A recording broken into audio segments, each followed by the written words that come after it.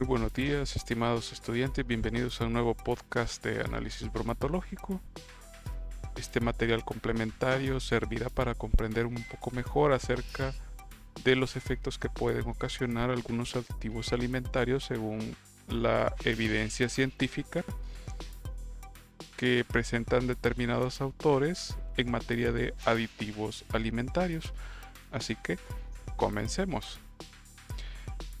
En anteriores actividades habíamos abordado el, el tema de las intolerancias y otras reacciones no alérgicas, dentro de los cuales habíamos mencionado la liberación de histamina no específica ocasionado por el cacao, frutas cítricas, fresas, etc. También las enfermedades intestinales como la intolerancia al gluten que produce síntomas abdominales y cutáneos. Y no dejamos a un lado las deficiencias enzimáticas primarias o adquiridas como la diarrea y cólicos tenaz, deficiencias de algunas enzimas como la lactasa. Además, se habla de microorganismos y sus toxinas como las bacterias, los virus, los mohos, las levaduras que causan diversos síntomas gastrointestinales. Además, existen causas psicológicas que pueden estar detrás de varios tipos de reacciones de la piel y otras. Podría decirse que algunas personas podrían rayar con ser hipocondríacas al hablar de este tema, puesto que perciben desde un punto de vista psicosomático que todo aquello que tiene una mala reputación les puede ocasionar un daño. Me refiero en materia de alimentos.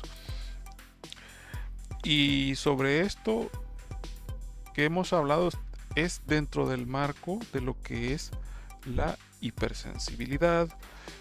Las investigaciones sobre este fenómeno de la hipersensibilidad a los aditivos alimentarios ha mostrado que dentro de lo que es un intervalo de 30 o 50% de los pacientes con urticarias crónicas pueden reaccionar a los componentes que se encuentran en los alimentos, aunque los resultados que manifestó en su momento Julin en 1981 son cuestionables debido a la metodología. Hay otros investigadores como Lafart y colaboradores en el 79 que encontraron entre 4 y 6% de asmáticos sensibles a la aspirina y reaccionan de igual forma a la tartrazina.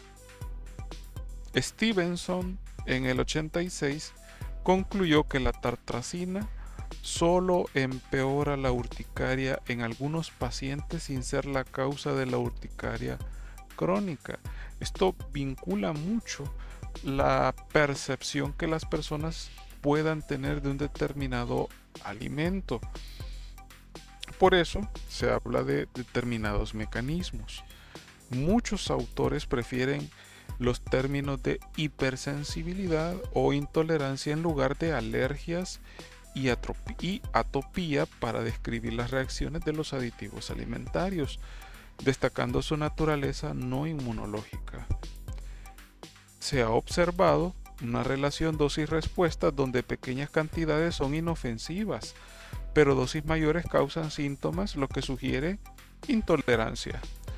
Los pacientes con estas reacciones suelen tener una constitución atópica y son más sensibles a factores irritantes, liberando histamina tras consumir determinados aditivos. Además, hay más reacciones en adultos que en niños en los últimos años. Posiblemente esto es debido a un desarrollo acumulativo de intolerancia o a la influencia de síntomas psicosomáticos y de cobertura mediática sobre los aditivos. Algunos aditivos de bajo peso molecular pueden actuar como las aptonas, y convertirse en alérgenos al unirse estos a proteínas portadoras. Se ha sugerido que los colorantes azoicos como la tartracina que hablaba anteriormente pueden funcionar de esta misma manera, aunque no hay una evidencia concluyente de que las reacciones adversas a los colorantes alimentarios sean mediados por anticuerpos como la inmunoglobulina E, excepto en el caso de la cochinilla. Existe otra sustancia como los pacientes hipersensibles a los sulfitos, que se han reportado pruebas cutáneas y se ha demostrado que sí existe una alergia a los sulfitos. Pues se ha puesto esto en tela de juicio por muchos investigadores y se ha evidenciado a través de pruebas orales, evidenciando reacciones inmediatas que pueden ser mediadas por la inmunoglobulina E. También se ha observado la hipersensibilidad de tipo 4, que puede manifestarse como con eczema tras la ingesta de ciertos aditivos. Ahora hablemos sobre los agentes recurrentes versus las reacciones inmunológicas. Para ello vamos a hablar de algunos de los agentes que están documentados, como lo es el exceso de la histamina y la tiramina. Los alimentos en mal estado pueden contener ciertas cantidades de histamina, como los alimentos enlatados, por ejemplo, el pescado, la sardina, el atún e incluso el salmón, y causan urticaria, eritema, dolores de cabeza y síntomas intestinales que irritan, y también que esto imita a una alergia. Harrington en el año 1967 llamó la atención sobre la tiramina como causa de migraña y urticarias, mientras que la tiramina puede causar síntomas a través de varios mecanismos. El consumo excesivo de estos alimentos que son ricos en ello, se puede evidenciar también que existen algunos quesos, puede generar la síntesis excesiva de forma endógena por descarboxilación ocasionado, por cierto, por la microbiota, o degradación incompleta de la tiramina. Otra sustancia o agente que hay evidencia es la feniletilamina, que si nosotros nos ponemos a analizar es la estructura base de las drogas de diseño. La ingestión de la feniletilamina puede provocar dolores de cabeza. Se encuentran en pequeñas cantidades en muchos quesos y vinos y en muy baja concentración también en el chocolate. 3 miligramos de feniletilamina provocan dolores de cabeza en 12 horas. Y esto se evidenció en un estudio que se realizó por Bonnet y Neufeld en el 71, donde de 16 a 38 pacientes que habían sufrido dolores de cabeza tras la ingestión del chocolate, sufrieron esos malestares. Sin embargo, parece poco probable que se pueda comer suficiente chocolate para alcanzar 3 miligramos de feniletilamina. Otra sustancia es el nitrito de sodio, que se utiliza como antioxidante y agente antimicrobiano en varios alimentos, como las carnes de cerdo cocidas. Las dosis diarias autorizadas y ampliamente aceptadas de 0.2 miligramos por kilogramo o de 200 partes por millón. Sobre el caso del nitrito de sodio, es una situación que hasta estos últimos años se ha actualizado. Antes era una dosis de 125 partes por millón, porque durante su metabolización en el cuerpo puede generar las famosas nitrosamidas. El detalle de estas sustancias es que se ha evidenciado que son carcinogénicas y que dependiendo de la dosis o de la dosis efectiva de la persona, pues a largo plazo puede generar un estado de cronicidad. El consumo diario de esta cifra de 200 partes por millón se ha evidenciado que se encuentran en niños que sus madres les sirven lajas de jamón en pan de barra. Entonces puede generar a largo plazo problemas gastrointestinales, urticaria, dolores de cabeza por la presencia de este aditivo. Esto ha sido confirmado por otros investigadores, por ejemplo Henderson y Raskin en el 72 lo menciona, que los mecanismos por los cuales actúan los nitritos y otros antígenos puede estar asociado al consumo de estos aditivos. Ahora, también existe un fenómeno con el alcohol.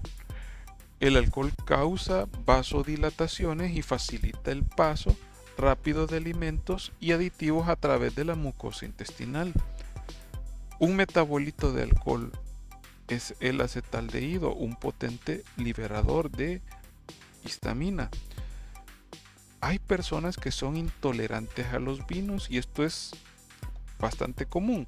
Generalmente solo pequeñas cantidades de un determinado vino son suficientes para inducir efectos adversos como rubor, taquicardia, rinitis o asma o síntomas cutáneos. Las reacciones no son mediadas inmunológicamente.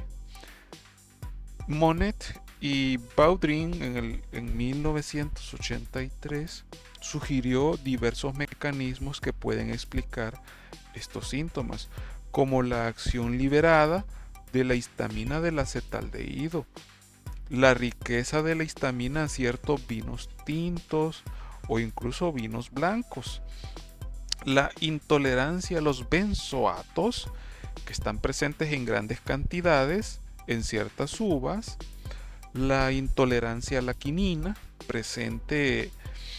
presenta en muchos aperitivos, intolerancia a algunos conservantes como el dióxido de azufre.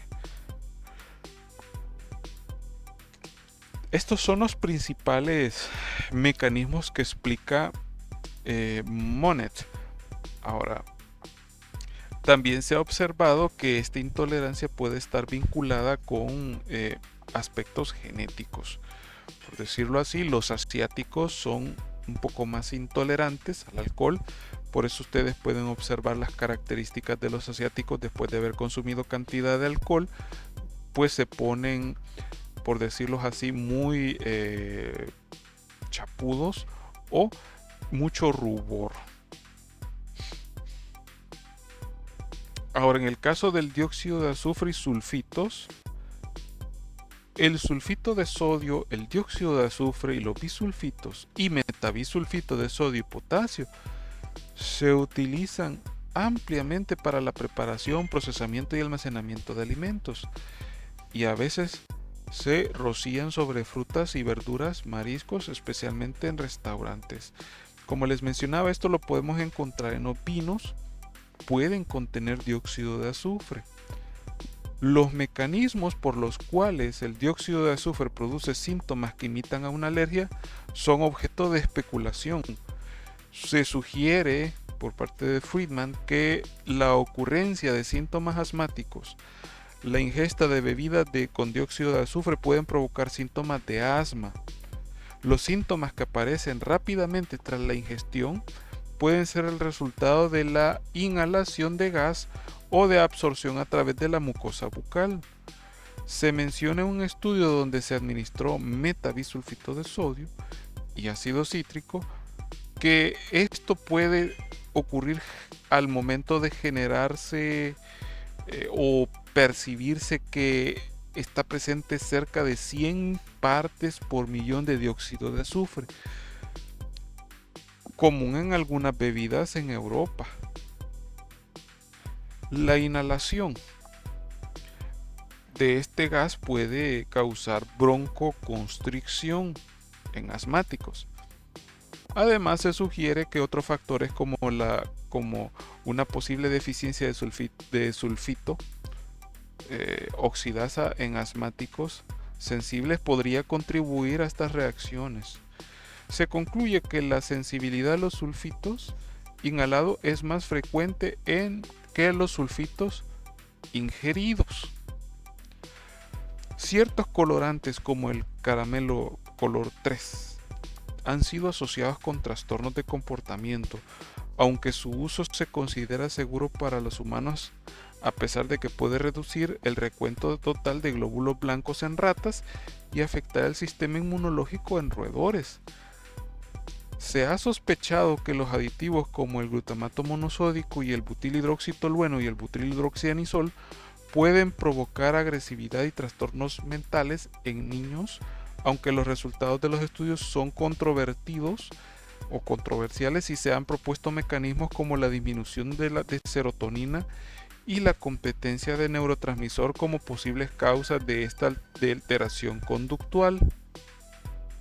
Ahora bien, hablando de aditivos alimentarios que causan o agravan la urticaria, el edema o pueden generar angioneurosis y sus límites, tenemos el ácido benzoico, el ácido sórbico, sorbato, los colorantes azoicos, aquí hablamos de la tartracinas y de otros, la cantasantina, los betacarotenos, el annato, el amarillo quinoleína, el BHT y el BHA, los nitratos y nitritos, algunas especies, aunque no tengan límites específicos dependiendo de la genética de las personas o la idiosincrasia de ellas, y del etanol, que puede variar su permisibilidad en razón de los límites que pueden encontrarse en algunos productos. La angioneurosis es una condición característica de la hinchazón rápida y focalizada en la piel, las membranas de la mucosa y en algunos casos en las vías respiratorias. Esta hinchazón es causada por la acumulación de líquido en el tejido subcutáneo y puede provocar reacciones alérgicas similares a los que causan algunos medicamentos, infecciones o trastornos hereditarios. Estos pueden presentar urticaria. Los síntomas incluyen hinchazón en áreas como los labios, lengua y garganta, y puede dificultar la respiración en casos muy severos. Esto puede afectar a niños o sujetos de riesgo, como lo pueden ser también los adultos, pero más que todos los niños es una preocupación hoy en día. Se ha demostrado que hay algunos aditivos que pueden ocasionar incluso hiperactividad, con dificultades de concentración y aprendizaje. Puede presentarse entre 1 a 5% de niños pequeños. Uno de los precursores de las dietas y de las indagaciones sobre estos fenómenos es Feingold en el 73, que afirmó que la hiperactividad de los niños está asociado con la ingestión de salicilatos, aditivos alimentarios que reaccionan cruzadamente. Este autor Feingold informó que en el 30 o el 50% de los niños hiperactivos en su práctica experimentaron una remisión completa de los síntomas con una dieta libre de salicilatos y aditivos. Sin embargo, estas observaciones han sido confirmadas en estudios doble ciego. En los Institutos Nacionales de Salud de Estados Unidos han evaluado las evidencias de Feingold y concluyeron que no apoyan su hipótesis, aunque no excluye la posibilidad de que el comportamiento hiperactivo puede atribuirse a colorantes alimentarios en una minoría de casos, pues observaron un deterioro del comportamiento de 2 a 22 niños hiperactivos desafiados con una mezcla de colorantes alimentarios después de 3 meses en una dieta libre de aditivos. Se logró una respuesta positiva dudosa de la dieta de 15 niños hipercinéticos en el estudio de Feingold. Sin embargo, otros estudiosos aseguran que no hay evidencia concreta sobre la dieta que de exclusión de salicilatos y aditivos. Todavía sigue esto en estudio y pues se deben de tomar otros factores que se han mencionado en consideración. Estos estudios ciegos significa que son estudios que se realizan en un determinado grupo etario, en determinado intervalo de años y utilizando un muestreo representativo de una población determinada o dependiendo de la metodología del estudio. Es interesante, la verdad, al hacer estas evaluaciones. ¿Y cuáles serían las evidencias científicas que han generado controversia? En el 94, Rowell realizaron un estudio de 21 días doble ciego controlado con placebo y de medidas repetitivas en 34 niños, 23 de los cuales se sospecha que reaccionan a colorantes alimentarios artificiales, junto a 11 reactores inciertos y 20 niños de control. ¿Qué se les administró? Tartrazina de 1 a 50 miligramos o placebo de forma aleatoria cada mañana. En total de 24 de los 24 niños reaccionaron a la tartrazina y se notó un efecto dosis respuesta de 19 a 23 reactores sospechosos, de 3 a 11 reactores inciertos y en 2 de 20 niños de control. La irritabilidad, la inquietud y el trastorno del sueño fueron los síntomas más comunes. Pollock y Warner en el 90 reclutaron a 39 niños cuyo comportamiento fue observado por sus padres, quienes notaron mejoras en una dieta libre de aditivos alimentarios y un deterioro con lapsos dietéticos. Se realizaron desafíos orales controlados con placebo y doble ciego con los siguientes colorantes: 50 miligramos de tartrazina, 25 miligramos de amarillo atardecer, 25 miligramos de carnosina y 25 miligramos de amaranto. Muchas de las reacciones observadas reportadas se han asociado con medicamentos como las tabletas, cápsulas y elixires. Además, el benzoato de sodio y otros derivados del ácido benzoico pueden producir síntomas respiratorios. La molécula de la tartrazina tiene similitudes con otros compuestos asos, los benzoatocompuestos de pirazol y ácidos hidroxiaromáticos, que incluyen salicilatos y aspirina. Generalmente los sujetos examinados por reacciones a la tartrazina y benzoato han sido seleccionados de manera muy específica. A menudo los asmáticos, que se sabe que son intolerantes a la aspirina, se ha informado que pueden causar reacciones alérgicas graves en algunos pacientes, y esto se ha reportado desde 1979. Estas son algunas de las evidencias científicas que sustentan el control que debe de existir sobre los aditivos alimentarios.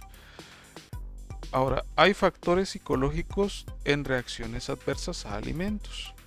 Por ejemplo, Pearson en el 83 encontró que solo 4 de 23 adultos que afirmaban tener alergias alimentarias presentaban hipersensibilidad objetivamente confirmada.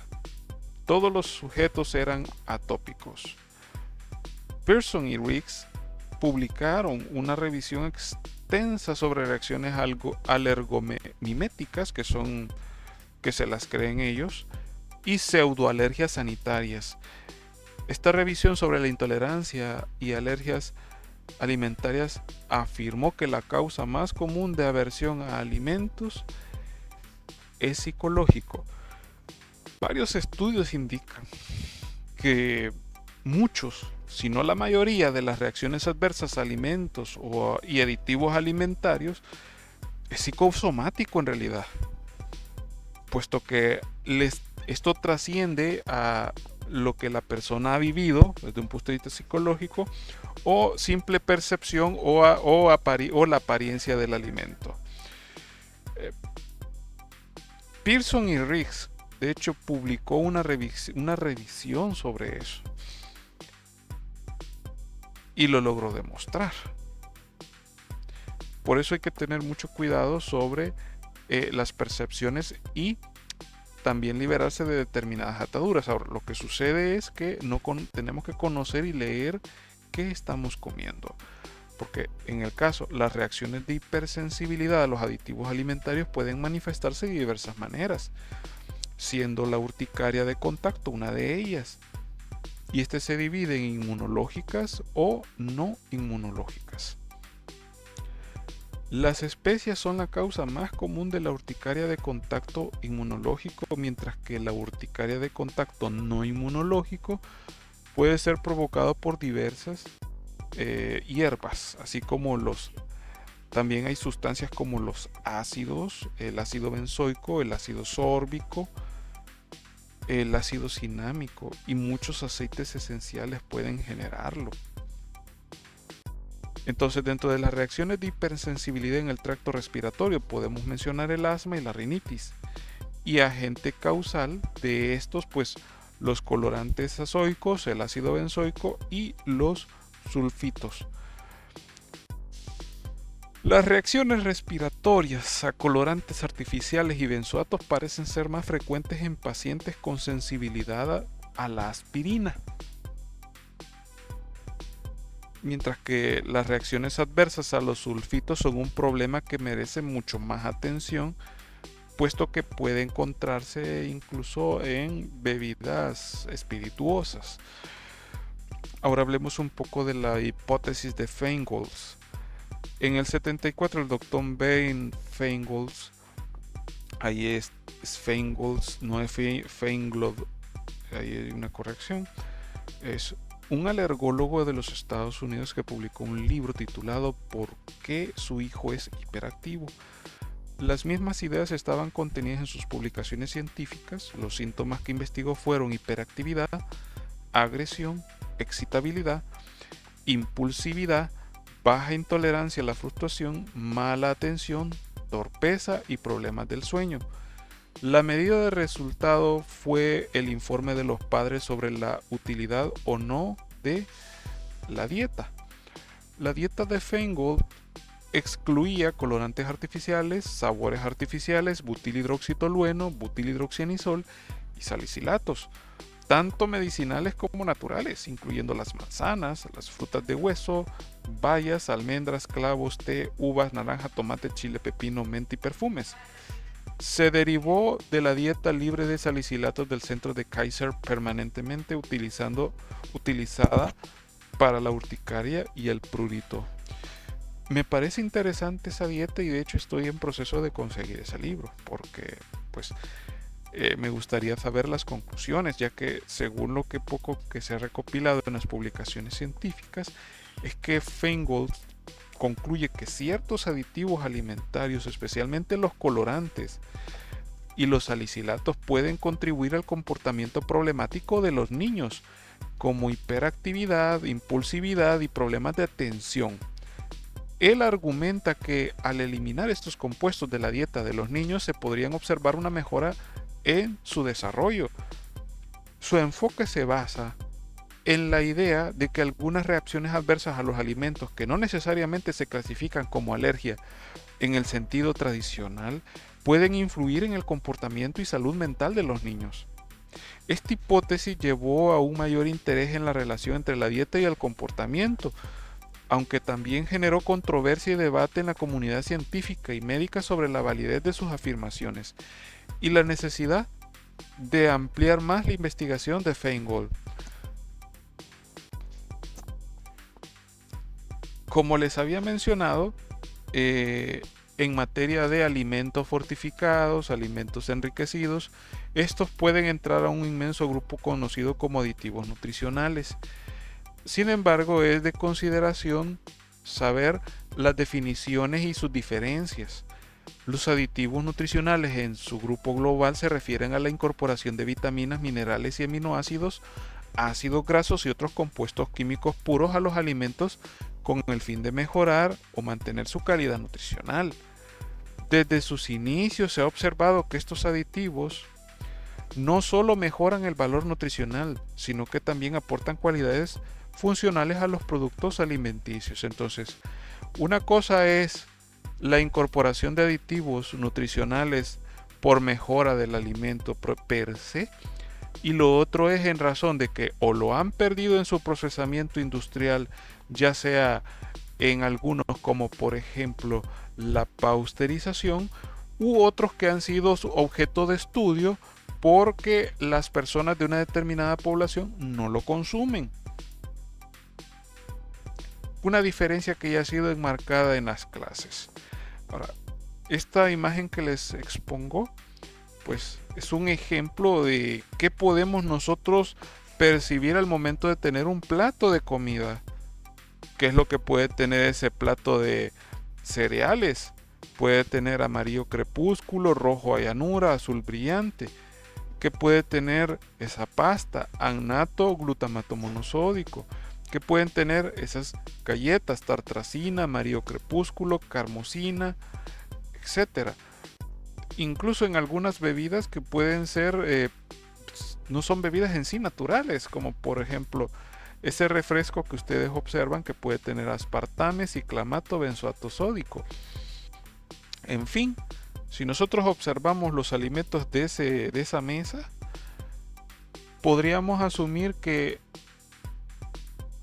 cualquiera de esos aditivos incorporados podría, si ustedes observan el verbo que yo estoy utilizando, podría generar problemas. Sobre ello, en el país hay una regulación y legislación que es el RTCA 67045418 de alimentos y bebidas procesadas, aditivos alimentarios, y el objetivo de esta regulación es establecer los aditivos alimentarios y sus dosis máximas permitidas en diferentes categorías de alimento. La definición de aditivo alimentario según RTCA, esto es importante, es que es cualquier sustancia que no se consume normalmente como alimento por sí misma, ni se usa normalmente como un ingrediente típico del alimento, tengan o no valor nutritivo. Fíjense, tenga o no valor nutritivo, cuya adición intencional al alimento se hace con un fin tecnológico, inclusive organoléptico, en la fabricación, en la elaboración, en el tratamiento, en el envasado, en el empaque, en el transporte o almacenamiento provoque o pueda esperar razonablemente que provoque directa o indirectamente el que ella misma o sus subproductos lleguen a ser un complemento del alimento o afecten sus características. Esta definición no incluye contaminantes ni las sustancias añadidas al alimento por mantener o mejorar sus cualidades nutricionales. ¿Cuándo se justifica el uso de estos aditivos? Bueno, para mantener las cualidades nutritivas del alimento para evitar la rancidez, mejorar las cualidades de estabilidad, aumentar el atractivo de un alimento, mantener de manera que no lleve a un engaño, conservar el alimento sano o reducir su desperdicio, como coadyuvante esencial para el procesamiento. Y estos pues se clasifican en colorantes naturales, colorantes sintéticos, actividad conservante, antioxidantes, sinérgicos antioxidantes, modificadores de la textura, potenciadores del sabor y edulcorantes. Por eso es que es importante tener claro que dentro de la nomenclatura del Sistema Internacional de Unidades de los Aditivos, estos presentan un determinado intervalo correspondiente a un código. Por ejemplo, los emulsionantes, espesantes y gelificantes se encuentran entre E400 a E495. Los estabilizadores entre los E400 y E495 también.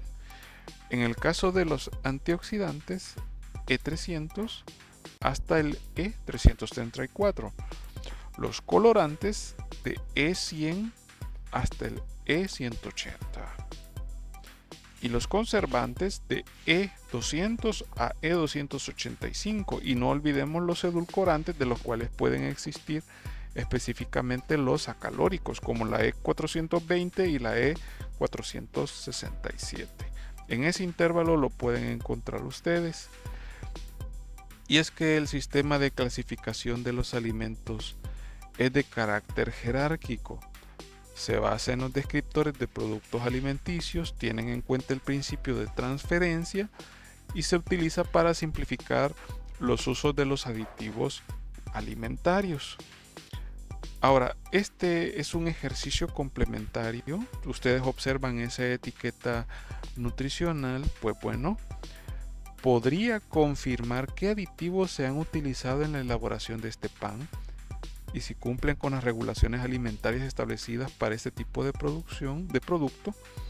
Entonces usted, a partir del RTCA de aditivos, obtenga la categoría y subcategoría del alimento con sus números correspondientes a las cuales pertenece este alimento. Enliste los códigos correspondientes a los aditivos presentes en este alimento e investigue si están permitidos en la subcategoría de alimentos investigados, según el paso indicado en la lámina anterior.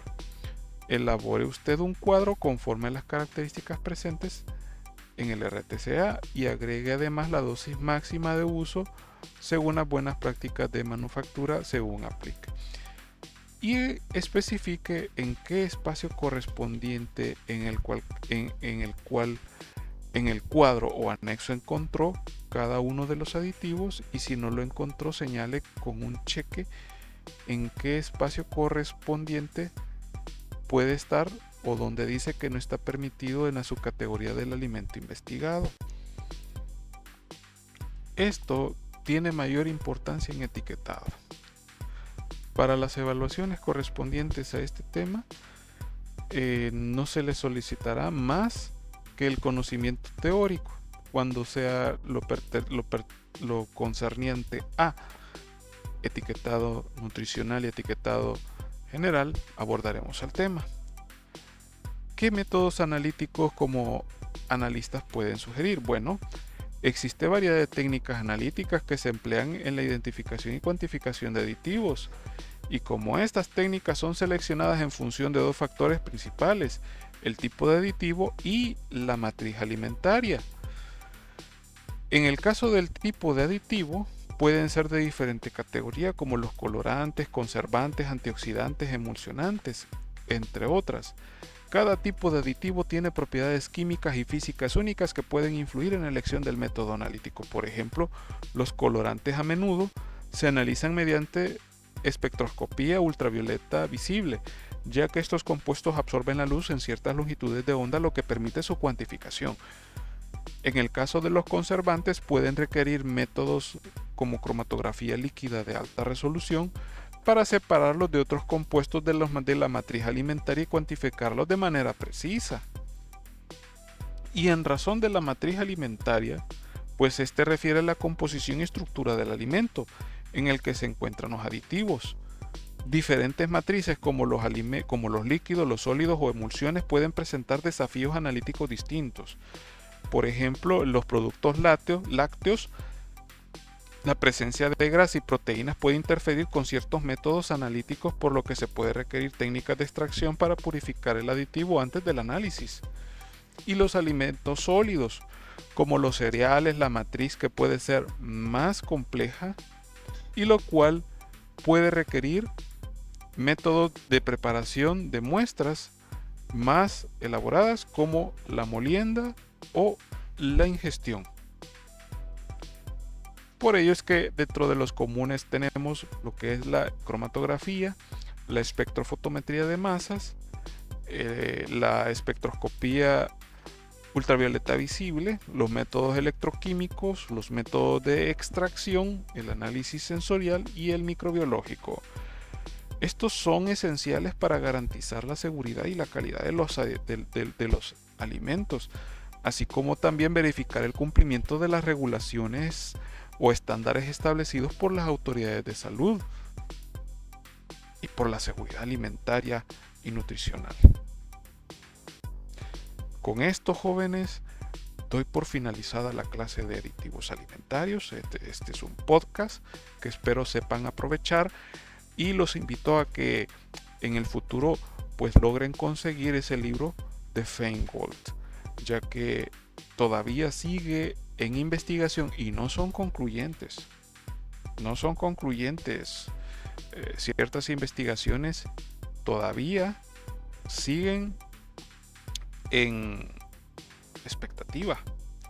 Por ello, los invito a que lean más, se ilustren más. Recuerden los objetivos de aprendizaje. ¿Qué es lo que a nosotros como bromatología nos interesa que usted sepa? Y todo lo que se ha vertido, tómelo a bien para su formación profesional. Así que con esto, como les repito, doy por finalizado, jóvenes. Nos veremos en un próximo podcast en el recetario del nutracéutico y el toxicólogo. Hasta la próxima. Isn't life so amazing? Sometimes it can get crazy, but hey, that's okay. We've got another day to make mistakes and say sorry. There's no sense in our worry, 'cause all we can do is try our best to make it through.